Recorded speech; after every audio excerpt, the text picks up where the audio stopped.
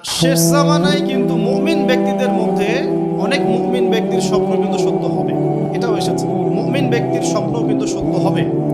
কোরআনে এমনও দলিল আছে যে কাফেরের স্বপ্নও সত্যি হয়েছে। কোন সূরায় আছে কে বলতে পারবেন? কাফের ব্যক্তির স্বপ্নও সত্যি হয়েছে এমন দলিল কোরআনের কোথায় আছে? কে বলতে পারবেন? হ্যাঁ, সূরা ইউসুফ কি না আপনার? জি আশিক, ঠিক আছে, মাশাআল্লাহ। আশিক ভাইয়ের জন্য আমাদের একটা হাদিয়া থাকবে ইনশাআল্লাহ, আপনি আলোচনা শেষে নিয়ে যাবেন।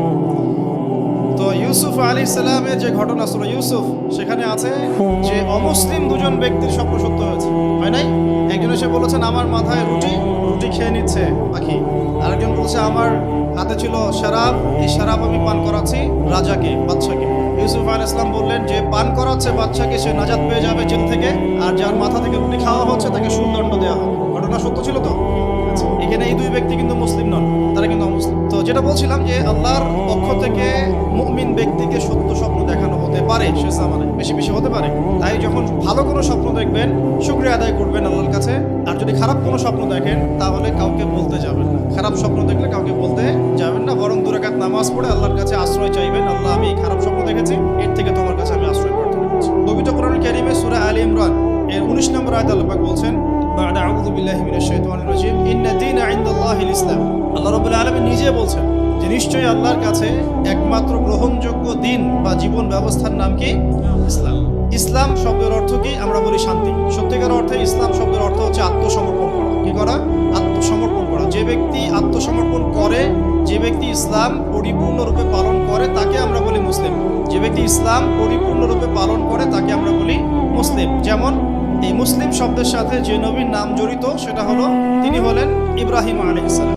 সূরা হজ পড়ে দেখবেন, ওয়া সাম্মাকুমুল মুসলিমিন, তিনি তোমাদের নাম দিয়েছেন মুসলিম, এই জাতির নাম দিয়েছেন। তিনি আমাদের জাতির পিতা, মুসলিম জাতির পিতা। তো ইব্রাহিম আলাইহিস সালামের ব্যাপারে আল্লাহ পাক বলছেন, ইয ক্বালা লাহু রাব্বুহু আসলিম ক্বালা আসলামতু লিরাব্বিল আলামিন। যখনই আল্লাহ পাক ইব্রাহিমকে বলতেন আলাইহিস সালাম যে আত্মসমর্পণ করো, ইব্রাহিম আলাইহিস সালাম কোনো বিজ্ঞান যুক্তি দর্শন খুঁজতে যেতেন না। তিনি বলতেন আসলামতু লিরাব্বিল আলামিন, আমি বিশ্ব জগতের প্রতিপালকের কাছে আত্মসমর্পণ করলাম।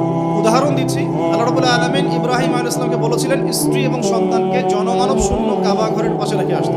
ঠিক আছে, জানি তো আমরা। ইব্রাহিম আলাইহিস সালাম জানতেন সেখানে কোনো মানুষ নেই, কোনো পানি নেই, কোনো প্রাণীও নেই, না খাবার আছে, না পানি আছে, না কোনো প্রাণী আছে। এরপরেও তিনি স্ত্রী এবং সন্তানকে সেখানে রেখে আসলেন। আল্লাহ পাককে প্রশ্ন করলেন না কেন রেখে আসবো, এর পিছনে কারণ কি, যুক্তি কি, দর্শন কি, জিজ্ঞেস করেছেন? ইয ক্বালা লাহু রাব্বুহু আসলিম, যখনই আল্লাহ পাক বলেছেন আত্মসমর্পণ করো, মেনে নাও, তিনি বলেছেন আসলামতু, আমি মেনে নিলাম, লিরাব্বিল আলামিন। আল্লাহ রাব্বুল আলামিন তাকে বলেছেন যে তোমার সন্তান ছোট, হয়তো বয়স হবে 10, 12 বা 15 বছর। আল্লাহ পাক তাকে বলছেন সন্তানকে জবাই করতে হবে। কি করতে হবে? জবাই করতে হবে। তিনি চলে গেলেন, সন্তানকে বললেন, ইয়া বুনাই, হে আমার সন্তান, যার নাম ইসমাঈল আলাইহিস সালাম, ইন্নী আরা ফিল মানামি আন্নী আযবাহুক, আমি আমার স্বপ্নে দেখেছি আমি তোমাকে জবাই করছি। কি করছি? জবাই করছি। আর নবীদের স্বপ্ন কিন্তু ওহী। নবীদের স্বপ্ন কি হয়? ওহী। ওহী মানে কি? আল্লাহর পক্ষ থেকে প্রত্যাদেশ, আল্লাহর পক্ষ থেকে মেসেজ। সবার স্বপ্ন কিন্তু ওহী নয়। নবীদের স্বপ্ন কি? ওহী।